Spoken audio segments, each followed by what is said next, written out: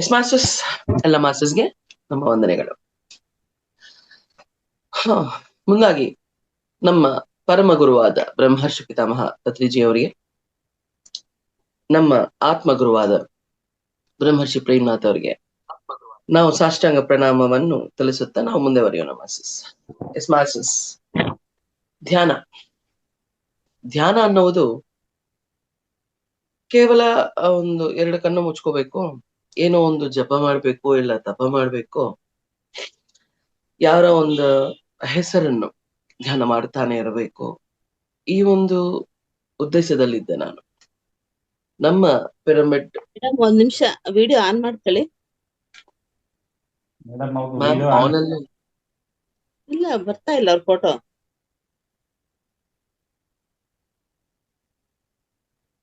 On ಅಲ್ಲೇ ಇದೆ ma'am ನಂದು.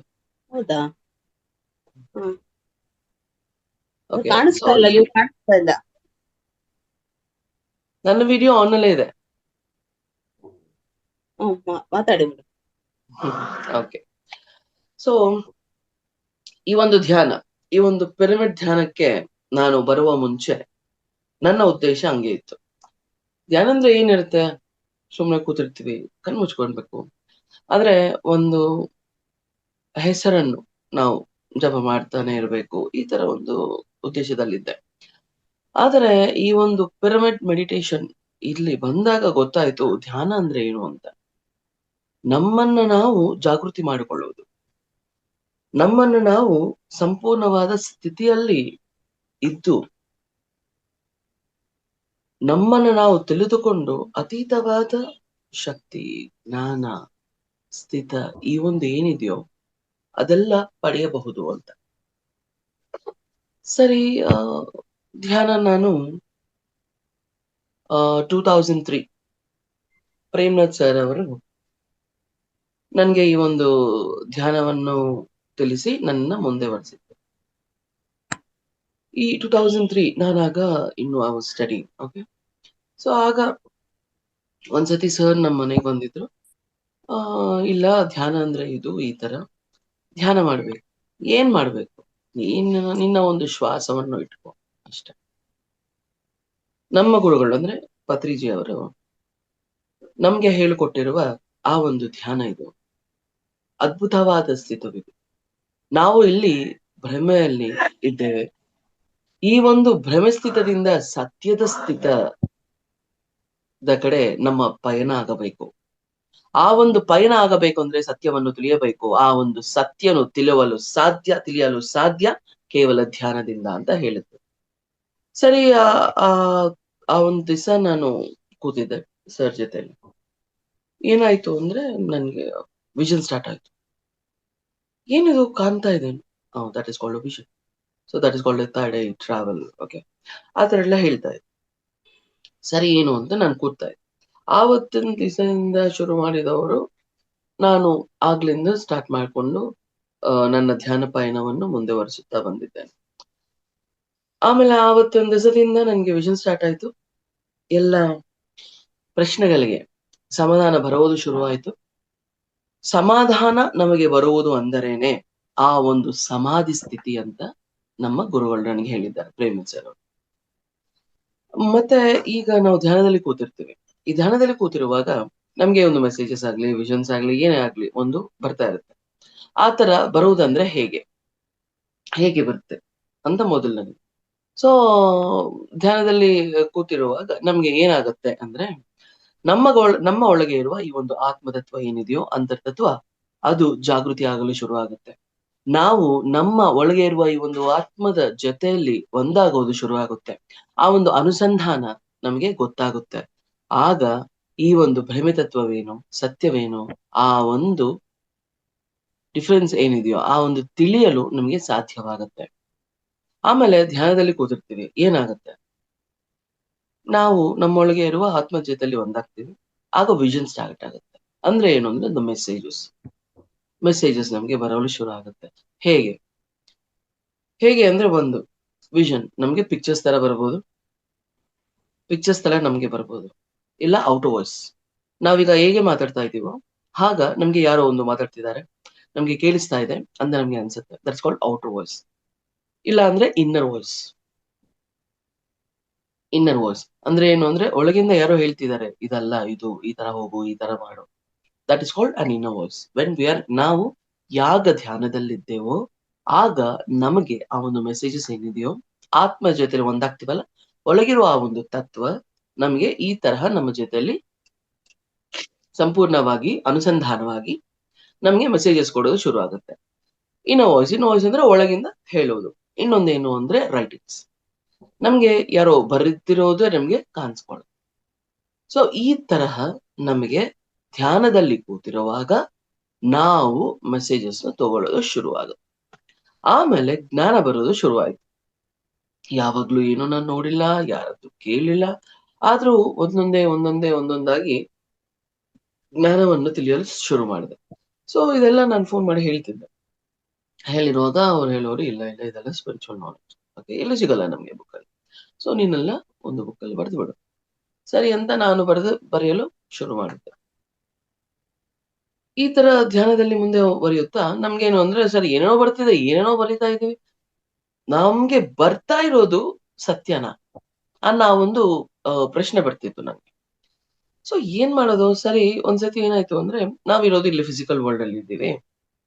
ಸೊ ನಾವು ನಮ್ಮ ಆತ್ಮ ಜೊತೆಯಲ್ಲಿ ಒಂದಾಗಿ ಮುಂದೆ ಹೋಗಿರುವಾಗ ಸ್ಪಿರಿಚುವಲ್ ಅಂತ ಒಂದು ಆಧ್ಯಾತ್ಮಿಕ ಲೋಕ, ಆಮೇಲೆ ಗೋಲ್ಡನ್ ವರ್ಲ್ಡ್ ಇರುತ್ತೆ.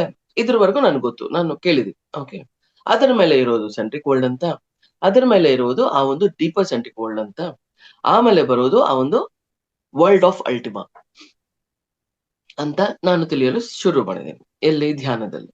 ಆದ್ರೆ ಏನು ಅಂದ್ರೆ ಈ ತರ ಎಲ್ಲ ಬರ್ತಾ ಇದೆ, ಏನೋ ಕನಸ್ತಾರ, ಏನೋ ನಮ್ಗೆ ಆ ಒಂದು ವಿಷನ್ ತರ ಬರ್ತಾ ಇದೆ. ನಾನ್ ಬರಿತಾ ಹೋಗ್ತಾ ಇದ್ದೀನಿ ಅಷ್ಟೇ. ಸರಿ, ಏನದು ಆ ಒಂದು ವಿಷನ್ ಅಂದ್ರೆ ಏನು ಅಂದ್ರೆ ಈ ತರ ಬರೋದು ನಿಜಾನ? ನಮ್ಗೆಲ್ಲ ಬರ್ತಾ ಇದೆ ಅಲ್ಲ, ಅದು ಎಲ್ಲಿಂದ ಬರ್ತಿದೆ? ನಾನು ಸುಮ್ನೆ ಬರ್ಕೊಂಡು ಹೋಗ್ತಾ ಇದ್ದೀನಿ, ಬುಕ್ಕಲ್ಲಿ ಎಲ್ಲ ಬರಿತಾ ಇದ್ದೆ. ಸೊ ಒಂದ್ಸತಿ ನಾನು ನನ್ನ ಈ ತರ ಅನುಭವಗಳು, ಜ್ಞಾನ ಎಲ್ಲ ನಮ್ಮ ಅಮ್ಮ ಜೊತೆಲಿ ಹಂಚ್ಕೊಳ್ಳೋದು ನನ್ಗೆ ಅಭ್ಯಾಸ. ಒಂದ್ಸತಿ ಈ ತರ ಹೇಳಿದೀನಿ, ಈ ತರ ವರ್ಡ್ಸ್ ಎಲ್ಲ ಇರುತ್ತಂತಮ್ಮ ಅಂತ. ಸೊ ನಮ್ಮಮ್ಮ ಏನಂದ್ರು ಅವ್ರ ಫ್ರೆಂಡ್ ಜೊತೆಲಿ ಅವರು ಮಾತಾಡ್ತಿರುವಾಗ ಒಂದು ಫ್ರೆಂಡ್ ಏನ್ ಹೇಳಿದಾರೆ, ಇಲ್ಲ ಗೋಲ್ಡನ್ ವರ್ಲ್ಡ್ ಮೇಲೆ ಇರೋದು ಆ ಒಂದು ಸೆಂಟ್ರಿಕ್ ವರ್ಲ್ಡ್ ಅಂತ ನಾನು ಒಂದು ಯಾವುದೋ ಒಂದು ಹೊಡೆದ ಪುಸ್ತಕದಲ್ಲಿ ನಾನು ಓದಿದ್ದೇನೆ ಅಂತ ಹೇಳಿ. ಆಗ ಗೊತ್ತಾಯ್ತು, ಓಕೆ ಸರಿ, ನಮ್ಗೆ ಏನೇನು ಬರುತ್ತಿದೆಯೋ ಅದೆಲ್ಲ ನಿಜ ಅಂತ ನಾನು ನಂಬಲು ಶುರು ಮಾಡಿದ್ದೆ. ಸರಿ, ಹಂಗೆ ಧ್ಯಾನದಲ್ಲಿ ಮುಂದೆ ಹೋಗುತ್ತಾ ಮತ್ತೆ ಇನ್ನೊಂದ್ಸತಿ ಈ ತರ ಏನಾಗತ್ತೆ ಅಂದ್ರೆ ಒಂದೊಂದ್ಸತಿ ನಮ್ಮೇಲೆ ನಮ್ಗೆ ಒಂದು ವಿಶ್ವಾಸ ಬರೋದಿಲ್ಲ. ಪ್ರಶ್ನೆಗಳು ಏನ್ ಬರ್ತಿದೆ, ಏನ್ ಮಾಡ್ತಿದೆ? ಸೆಂಟ್ರಿಕ್ ವರ್ಲ್ಡ್ ಇದೆ, ಸೆಂಟ್ರಿಕ್ ಇಂದ ನಾವು ಡೀಪರ್ ಸೆಂಟ್ರಿಕ್ ಹೋಗ್ತೀವಿ, ಆತ್ಮ ಆ ಒಂದು ಸ್ಥಿತಿ ಇರುತ್ತೆ. ಆದ್ರೆ ಆ ಒಂದು ಡೀಪರ್ ಸೆಂಟ್ರಿಕ್ ವರ್ಲ್ಡ್ ಹೋಗೋ ಮುಂಚೆ ಆತ್ಮಕ್ಕೆ ಒಂದು ರಿಕಗ್ನಿಷನ್ ನಂಬರ್ ಅಂತ ಒಂದು ನಂಬರ್ ಕೊಡ್ತಾರೆ.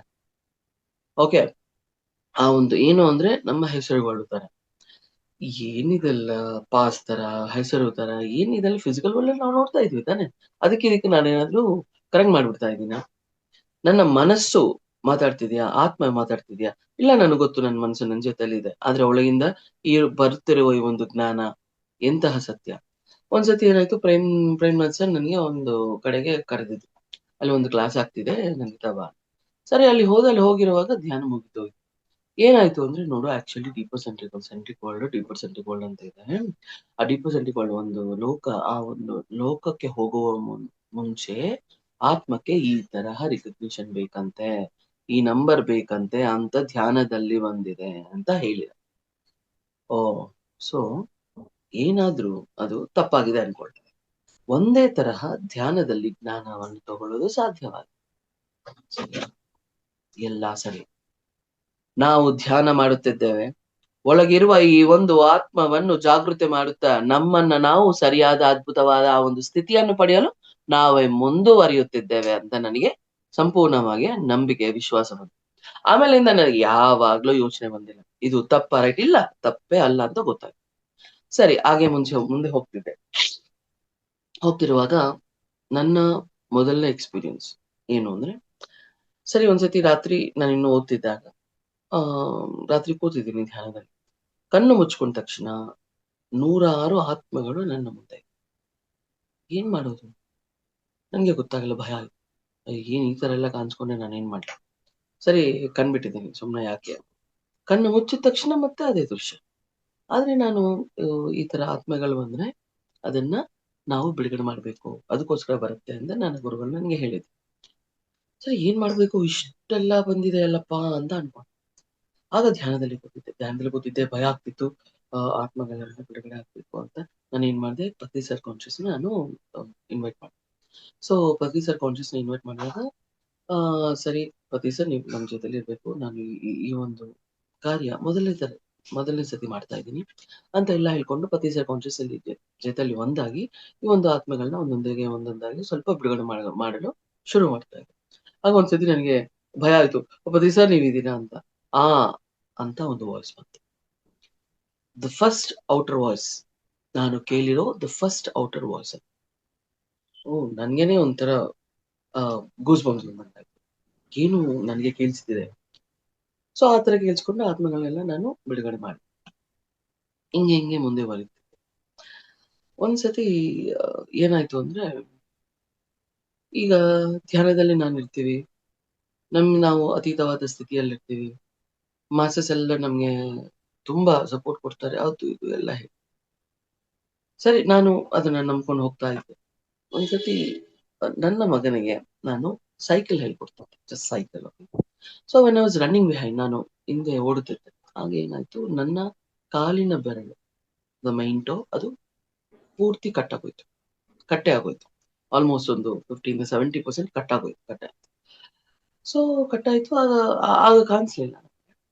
ಸೊ ಬ್ಲೀಡ್ ಬಂತು. ಸರಿ, ಏನೋ ಇಷ್ಟೊಂದು ಬ್ಲಡ್ ಬರ್ತಿದೆಯಲ್ಲ ಅಂತ ನಾನು ಮನೆಗೆ ಹೋಗಿ ಕಾಲು ತೊಳೆದ ತಕ್ಷಣ ಅದು ಸ್ವಲ್ಪ ಕಟ್ಟಾಗಿ ಕೆಳಗೆನೆ ಹಂಗೆ ಬಿದ್ದಂಗೆ, ಪೂರ್ತಿ ಕೆಳಗೆ ಬಿದ್ದಾಗ ಬೀಳಿಲ್ಲ. ಸೊ ಒಂದು 20% ಇನ್ನೂ ಅಟ್ಯಾಚ್ ಇತ್ತು. ಸೊ ಹಂಗೆ ಓಪನ್ ಆಗೋಯ್ತು. ಅಂತ ನಾನು ವಾಶ್ ಮಾಡ್ಕೊಂಡು ನಮ್ಮ ಅಪ್ಪನ ಜೊತೆಲಿ I went to the hospital. So ಅದನ್ನೇನು ಅಂದ್ರೆ ಸ್ಟಿಚಸ್ ಹಾಕ್ಬೇಕು. ಓಕೆ, ಸೊ ಹೋಗಿದ್ದೀನಿ ಅಷ್ಟೇ. ನನಗೆ ನೋವು ಅನ್ನೋದು ಗೊತ್ತಾಗಿಲ್ಲ. So surprised. ಸೊ ಏನಿದು ಅಂದ್ರೆ, ಧ್ಯಾನವನ್ನು ನಾವು ಮೊದಲು ಮಾಡಿದ್ದೇವೆ, ಮಾಸ್ಟರ್ಸ್ ಯೂನಿವರ್ಸ್ ನಮ್ಗೆ ಇಷ್ಟೆಲ್ಲ ಸಪೋರ್ಟ್ ಕೊಡ್ತಾರೆ.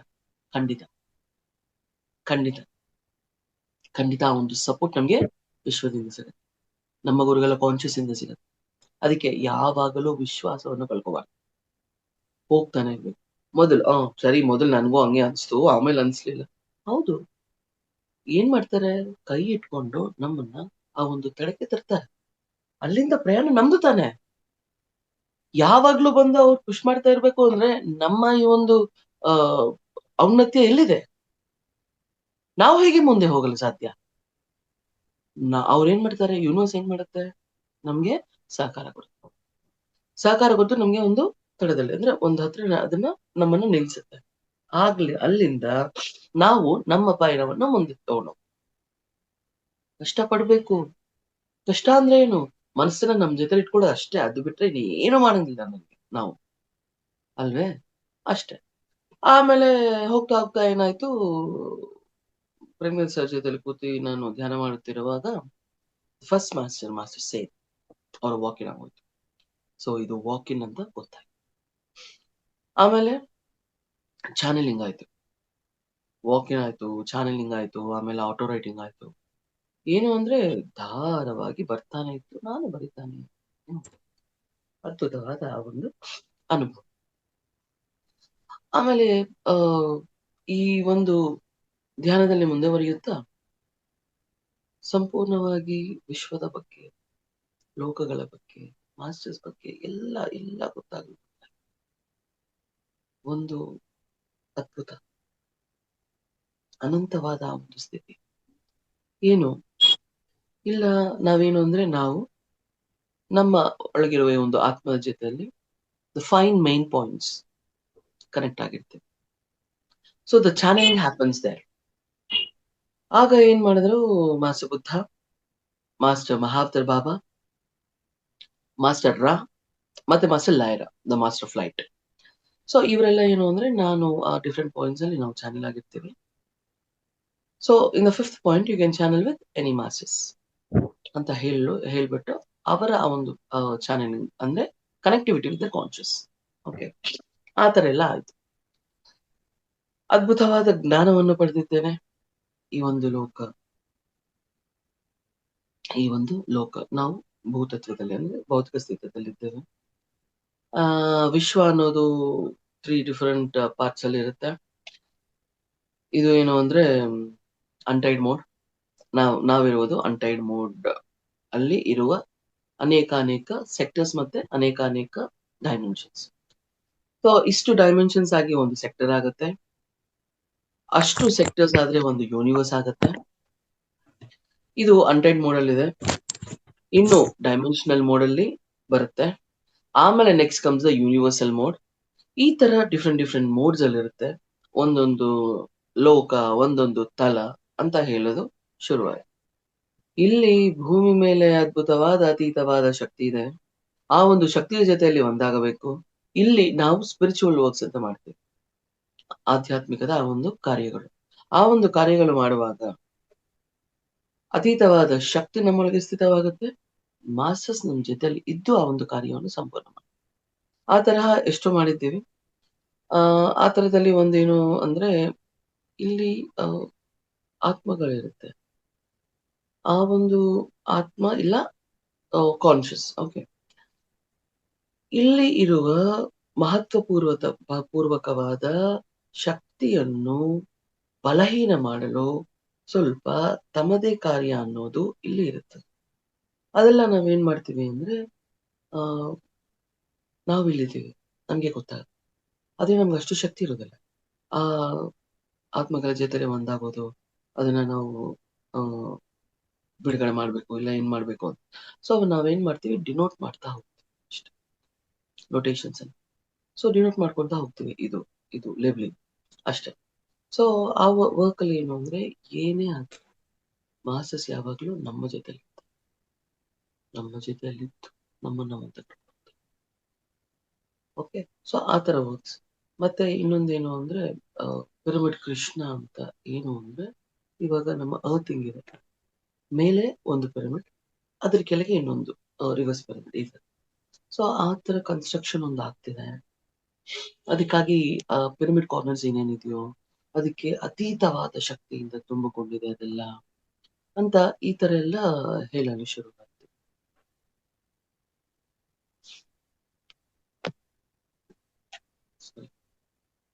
ಈ ತರ ಎಲ್ಲ ಹೇಳೋದು ಶುರು ಆಯ್ತು. ಸೊ ಈ ತರ ಎಲ್ಲ ಕಾರ್ಯಗಳಿದೆ. And the cover on the earth, the conscious cover ಅಂತ ಇಲ್ಲಿ ಇರುವ ಮಾಸ್ಟರ್ಸ್ ಮತ್ತೆ ಯೂನಿವರ್ಸಲ್ ಮಾಸ್ಟರ್ಸ್ ಕನೆಕ್ಟ್ ಆಗ್ತೇವೆ. ಆ ಒಂದು ಕನೆಕ್ಟಿವಿಟಿ ಒಂದು ಏನಂತಾರೆ ಗ್ರೇಟರ್ ನೋಡ್ ತರ ಆಗುತ್ತೆ. ಸೊ ಅಲ್ಲಿಂದ ಶಕ್ತಿ ಭೂಮಿ ಮೇಲೆ ಬರುವುದು ಶುರು ಆಗುತ್ತೆ. ಈ ತರ ಆಸ್ಟ್ರಲ್ ವರ್ಕ್ಸ್ ಎಲ್ಲ ತುಂಬಾ ಮಾಡಿ. ಸೊ ವರ್ಕ್ಸ್ ಎಲ್ಲ ಮಾಡ್ತಾ ಇದ್ವಿ, ಹಂಗೆ ಮುಂದೆ ಹೋಗುತ್ತಾ ಅತೀತವಾದ ಶಕ್ತಿ, ಜ್ಞಾನ, connecting with greater masters, greater worlds, ಏನಂತ ಹೇಳಲು ಸಾಧ್ಯ ಧ್ಯಾನ ಅನುಭವಗಳು. ನಾವು ನಮ್ಮನ್ನು ನಾವು ತಿಳಿದುಕೊಂಡಾಗ ನಮ್ಮ ಒಳಗೆ ಒಂದೊಂದು ಅಣುಪರಮಾಣು ಇದೆ. ಭೌತಿಕವಾಗಿ ನಾವು ನೋಡ್ತೇವೆ ಒಂದೊಂದು ಅಣುಪರಮಾಣುಗಳಲ್ಲಿ ಒಂದೊಂದು ಆತ್ಮಸ್ಥಿತವಿದೆ.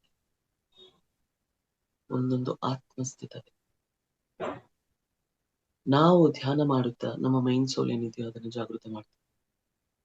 ದ ಕನೆಕ್ಟಿವಿಟಿ, ನಮ್ಮ ಒಳಗೆ ಇರುವ ಈ ಒಂದು ಕನೆಕ್ಟಿವಿಟಿ, ನಮ್ಮ ಒಳಗೆ ಇರುವ ಒಂದು ಆತ್ಮತತ್ವಗಳು ಸಂಪೂರ್ಣವಾಗಿ ಜಾಗೃತಿ ಮಾಡ್ತೀವಿ. ಒಂದೊಂದೇ ಜಾಗೃತಿ ಆಗುತ್ತಾ ಆ ಒಂದು ಏಕತ್ವದಲ್ಲಿ ನಮ್ಮ ಬಲವಿದೆ, ನಮ್ಮ ಶಕ್ತಿ ಇದೆ, ನಮ್ಮ ಸ್ಥಿತಿ ಇದೆ. ಏನು ಸತ್ಯ ಏನು ಅಲ್ಲ ನಾವೆಲ್ಲ ನೋಡ್ತಾ ಇರ್ತೀವಿ ಅಲ್ಲಿ, ಅಲ್ವೇ? ಅಯ್ಯೋ ಏನಿದು ಅಂತ ನಮ್ಗೆ ಒಂದ್ಸತಿ ಯೋಚನೆ ಬರುತ್ತೆ. ಆದ್ರೆ ಬೇಕಾಗಿಲ್ಲ, ನಾವು ನಮ್ಮದಾದ ನಮ್ಮ ಪಥದಲ್ಲಿ ನಾವು ಹೋಗ್ತಾ ಇರ್ಬೇಕಷ್ಟೆ. ಅದು ನಮ್ಮ ಕೆಲಸ. ಕಾರ್ಯವಿದೆಯಾ, ಯೂನಿವರ್ಸ್ ಟಾಕ್ಸ್ ಅಷ್ಟೇ, ಜೊತೆಲಿದ್ದು ಮುಂದೆ ಹೋಗ್ತಾ. ಅಂಡ್ ಇನ್ನು ಏನು ಅಂದ್ರೆ ಒಂದ್ಸತಿ ಈ ಫಿಸಿಕಲ್ ಎಕ್ಸ್ಪೀರಿಯನ್ಸಸ್ ಹೇಗಿರುತ್ತೆ ಅಂದ್ರೆ, ಒಂದ್ಸತಿ ನನ್ಗೆ ಆಕ್ಸಿಡೆಂಟ್ ಆಯ್ತು. So I got a fracture. Left hand ರಿಸ್ಟ್ಗೆ. ಸೊ ಫ್ರಾಕ್ಚರ್ ಆದಾಗ ಒಂದು ಫ್ಯೂ ವೀಕ್ಸ್ ಅದೇನೋ ಬ್ಯಾಂಡೇಜ್ ಇದಾಗ್ತಾರೆ. ಆದ್ಮೇಲೆ ಎಕ್ಸ್ರೇ ಮಾಡಿದ್ರೆ ಅಲ್ಲಿ ಮಲ್ಟಿಪಲ್ ಕ್ರಾಕ್ಸ್ ಇದೆ. ಸೊ ಥ್ರೂಔಟ್ ಯುವರ್ ಲೈಫ್ ಅವು ಹೀಲ್ ಆಗಲ್ಲ ಅಂತ ಹೇಳ್ಬಿಟ್ಟಿದೆ. ಸೊ ಏನ್ ಮಾಡೋದು? ನೋವಿದ್ರೆ ಟ್ಯಾಬ್ಲೆಟ್ ತಗೋ, ಇನ್ನೂ ನೋವಿದ್ರೆ ಇಂಜೆಕ್ಷನ್ ತಗೋ. ಸೊ ನಾವು ಧ್ಯಾನದಲ್ಲಿದ್ದೀವಲ್ಲ, ನಮ್ಗೆ ಏನು ಅಂದ್ರೆ ನಮ್ಮ ಆತ್ಮ ಮೇಲೆ ಸಂಪೂರ್ಣವಾದ ವಿಶ್ವಾಸ, ನಮ್ಮ ಗುರುಗಳು ಹೇಳಿರುವ ಆ ಒಂದು ಮಾತು ಮೇಲೆ ಸಂಪೂರ್ಣವಾದ ವಿಶ್ವಾಸ. ಹೌದೇ? ಆ ತರ ಸರಿ, ನಾನು ಧ್ಯಾನದಲ್ಲಿ ಕೂತಿರ್ತೇನೆ ಅಷ್ಟೇ ಅಂತ ನನ್ನ ಧ್ಯಾನವನ್ನು ನಾನು ಮುಂದುವರೆದಿದ್ದೇನೆ. ಓಕೆ, ಸೊ ಧ್ಯಾನ ಮಾಡಿದ್ದೇನೆ and it's been almost 14-15 years, but no pain till now. ನೋವು ಅನ್ನೋದು ನನಗೆ ಅಂದ್ರೆ ಈ ತರ ಇದೆ, ನಿಜ ಆಗತ್ತಾ? ಹಾಗೆ ಆಗುತ್ತೆ. ಒಂದು ಎಕ್ಸಾಮ್. ಅಂಡ್ ಇನ್ನು ಏನು ಅಂದ್ರೆ ನಮ್ಮ ಕರ್ಮ ಏನು, ಕರ್ಮ ತತ್ವಗಳೇನು, ಅದನ್ನ ಹೆಂಗೆ ಪ್ರಕ್ಷಾಳನೆ ಮಾಡ್ಬೇಕು.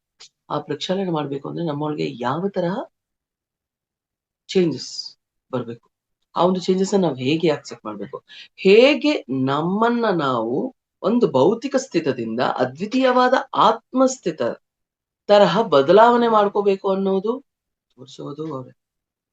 ನಮ್ಮನ್ನ ಮುಂದೆ ಬರೆಯಲು ನಮಗೆ ಸಾಧ್ಯವಾಗೋದು ಹೇಗೆ? ಅವರ ಸಹಕಾರದಿಂದ. The total support from the universe. Trust your self. ಯಾವಾಗಲೂ ವಿಶ್ವಾಸದಲ್ಲಿರಿ.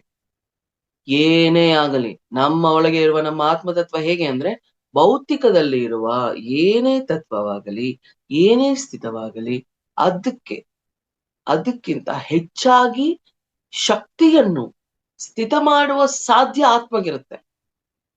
ಭಯ ಇರಬಾರದು. ಭಯ ಅಂದ್ರೆ ಏನು ಅಂದ್ರೆ, ನಾವು ಇವಾಗ ಭಯ ಪಡ್ತಾ ಇದೀವಿ ಅನ್ಕೊಳ್ಳಿ. ಓಕೆ, ಒಂದು ತತ್ವ ನೋಡಿ, ಯಾವುದೋ ಒಂದು ಇದು ನೋಡಿ ಏನಾಗತ್ತೆ ಅಂದ್ರೆ, ಭಯ ಅಂದ್ರೆ ನಮ್ಮ ಶಕ್ತಿ ಬಲಹೀನ ಮಾತ್ರ ಆಗಲ್ಲ. ಆ ಒಂದು ತತ್ವ ಏನಿದೆಯೋ, ಆ ಒಂದು ತತ್ವ ಆ ಒಂದು ಬಲವನ್ನು ತಗೊಳುತ್ತೆ. ಅದನ್ನ ಬಲವಂತವಾಗಿ ಮಾಡಿ ನಮ್ಮನ್ನ ನಾವು ಬಲಹೀನ ಮಾಡ್ಕೊತಾ ಇದ್ವಿ. ಅದಕ್ಕೆ ಭಯ ಇರಬಾರ್ದು, ಯಾವಾಗ್ಲೂ ಭಯ ಇರಬಾರ್ದು. ಈ ಭಯ ಅನ್ನೋದಕ್ಕೆ ನಮ್ಮ ಗುರುಗಳು ಒಂದು ಚಿಕ್ಕ ಎಕ್ಸಾಂಪಲ್ ಹೇಳ್ತಾರೆ. ಏನು ಅಂದ್ರೆ, ಒಂದ್ಸತಿ ಒಂದು ಮೆಡಿಟೇಟ್ ಮನೆಯಿಂದ ಆಚೆ ಹೋಗಿದ್ದಾರೆ, ಸ್ವಲ್ಪ ದೂರ ಹೋಗಿದ್ದಾರೆ, ಅಂದ್ರೆ ಬೆಳಿಗ್ಗೆ ಹೊತ್ತೆ, ಆಫ್ಟರ್ನೂನ್. ಸೊ ಹೋಗಿದ್ದಾರೆ, ಅವ್ರದ್ದು ಮನೆ ಸ್ವಲ್ಪ ದೂರ ಇರುತ್ತೆ, ಬಟ್ ಅಕ್ಕಪಕ್ಕ ಮನೆ ಇದೆ, ಸ್ವಲ್ಪ ದೂರ ಇದೆ. ಸ್ವಲ್ಪ ಅಲ್ಲಿಂದ ಇಲ್ಲಿಗೆ ಹೋಗ್ತಿದ್ದಾರೆ. ಸ್ವಲ್ಪ ದೂರ ಆದ್ಮೇಲೆ ಏನೋ ಮರ್ತೋಯ್ತು, ಯಾಕೋ ಏನೋ ಆಗ್ತಿಲ್ಲ ಅಂತ ಮನೆಗೆ ಹೋಗಿದ್ದಾರೆ. ಮನೆಗೆ ತಿರುಗಿ ಹೋಗಿದ್ದಾರೆ. ಹೋಗಿ ನೋಡಿದ್ರೆ ಅಲ್ಲಿ ಕಲರ್ ನೋಡಿದ್ರು ಅವ್ರ ಮನೆಯಲ್ಲಿ. ಭಯ ಆಗೋಯ್ತು. ಭಯ ಆದ ತಕ್ಷಣ ಏನಾಗುತ್ತೆ, ನಮ್ಮ ವಾಯ್ಸ್ ಬರಲ್ಲ ಆಚೆ. ವಾಯ್ಸ್ ಅನ್ನೋದು ಬರೋದಿಲ್ಲ. ಭಯ ಅನ್ನೋದು ಆದ ತಕ್ಷಣ ಅವ್ರಿಗೆ ಏನಾಯ್ತು ಅಂದ್ರೆ, ಅವ್ರನ್ನವ್ರು ಜಾಗೃತಿ ಮಾಡ್ಕೊಂಡ್ರು. ನಾನು ಭಯ ಪಟ್ರೆ ಹೆಂಗೆ, ಈಗ ನಾನು ಏನ್ ಮಾಡ್ಬೇಕು, ಕುಡಿಸ್ಬೇಕು. ಸೊ ಅಕ್ಕಪಕ್ಕ ಮನೆ ಬರ್ತಾರೆ. ನಾವು ಕುಡಿಸಿದ್ರೆ ಏನಾಗುತ್ತೆ, ಕಳ್ಳರು ಏನಾದ್ರು ಇದಲ್ಲ, ಥೀವ್ಸ್ ಅವ್ರು ಓಡೋಗ್ತಾರೆ ಅಂತ ನಿರ್ಧಾರಣೆ ಮಾಡಿ ಒಂದು ಫ್ಯೂ ಸೆಕೆಂಡ್ಸ್ ಅಲ್ಲಿ ಜೋರಾಗಿ ಕಚ್ಚಲ್ ಶುರು ಆಯ್ತು. ಕಳ್ಳ ಕಳ್ಳ ಕಳ್ಳ. ಆ ಒಂದು ಕಿರ್ಚಾಟಕ್ಕೆ ಅವರು ಓಡೋದು. ಅಕ್ಕಪಕ್ಕ ಮನೆಯವ್ರು ಬಂತು. ಓಕೆ, ಸೊ ಏನು ಅಂದ್ರೆ, ಅವ್ರು ಭಯ ಪಟ್ಟಿದ್ರೆ ಏನಾಗ್ತಿತ್ತು, ಅಯ್ಯೋ ಏನಾಯ್ತು, ಈ ತರ ಆಯ್ತು ಅಂತ ಕಳ್ಳರು ನೋಡಿದ್ರೆ ಇವ್ರನ್ನ ಏನಾದ್ರೂ ಮಾಡ್ಬೋದಿತ್ತು. ಆ ತರಹ ಭಯ ಇರಬಾರದು. ವಿಶ್ವಾಸವನ್ನು ಇಟ್ಕೊಳ್ಳಿ. ವಿಶ್ವಾಸವನ್ನು ಯಾವಾಗ್ಲೂ ಕತ್ಕೊಳ್ಳಿ. ಧ್ಯಾನವನ್ನು ಯಾವಾಗ್ಲೂ ಬಿಡಬೇಕು. ಇನ್ನೊಂದು ಚಿಕ್ಕ ಟಿಪ್ ಹೇಳಿದ್ದಾರೆ ನಮ್ಮ ಗುರುಗಳು. ಏನು ಅಂದ್ರೆ, ನಾವು ನಮ್ಮ ಬಾಡಿ ಯಾವಾಗ ವೆಟ್ ಇರುತ್ತೆ ಅಲ್ಲ, ಆಗ ಏನಾಗುತ್ತೆ ಅಂದ್ರೆ, ನಾವು ಧ್ಯಾನ ಮಾಡುವಾಗ ಬ್ರಹ್ಮರಂಧ್ರದಿಂದ ನಮ್ಮ ಒಳಗೆ ಅದ್ಭುತವಾದ ಶಕ್ತಿಯನ್ನು ನಾವು ಫ್ಲೋ ಆಗೋದು ನಾವು ನೋಡ್ತೀವಿ, ನಮ್ಗೆ ಗೊತ್ತು. ಆದ್ರೆ ಒಂದು ಬಾಡಿ ಇಸ್ ವೆಟ್, ಏನಾಗುತ್ತೆ ಅಂದ್ರೆ, ನಮ್ಮ ಒಳಗೆ ಇರುವ ಅಣುಪರಮಾಣುಗಳಲ್ಲಿರುವ ಆತ್ಮತತ್ವಗಳೆಲ್ಲ ಸಿದ್ಧವಾಗಿರುತ್ತೆ ಶಕ್ತಿಯನ್ನು ತಗೊಳ್ಳೋದು. ಸೊ ಏನಾಗುತ್ತೆ, ಒಂದು ಬಾಡಿ ಇಸ್ ವೆಟ್, ಏನ್ ಮಾಡ್ತೀವಿ, ಕಣ್ ಮುಚ್ಕೊಂಡು 2 ನಿಮಿಷ 3 ನಿಮಿಷ ಹಂಗೆ ನಾವು ಧ್ಯಾನದಲ್ಲಿದ್ರೆ, ಅಂದ್ರೆ ಎನರ್ಜಿ ತಗೊಂಡ್ರೆ, ಅದ್ಭುತವಾದ ಆ ಒಂದು ಎನರ್ಜಿ ನಮ್ಮೊಳಗೆ ಸ್ಥಿತವಾಗುತ್ತೆ. ಸೊ ಏನಾಗುತ್ತೆ ಅಂದ್ರೆ, ಅಲ್ಲಿ ನಮ್ಗೆ ಹೆಚ್ಚು ಪಟ್ಟು ಶಕ್ತಿ ನಾವು ಸ್ಥಿತ ಮಾಡ್ಕೋತೀವಿ. ಧ್ಯಾನದಲ್ಲಿ ಬರುವುದು ಚೈತನ್ಯ, ಶಕ್ತಿ, ಜ್ಞಾನ. ಅದರಿಂದ ಅದ್ವಿತೀಯವಾದ ಸ್ಥಿತಿ. ಧ್ಯಾನ ಮಾಡೋಣ, ಧ್ಯಾನದ ಅನುಭವವನ್ನು ಹಂಚೋಣ, ಧ್ಯಾನವನ್ನು ಎಲ್ಲರಿಗೂ ಹೇಳ್ಕೊಡೋಣ. Okay ma'am.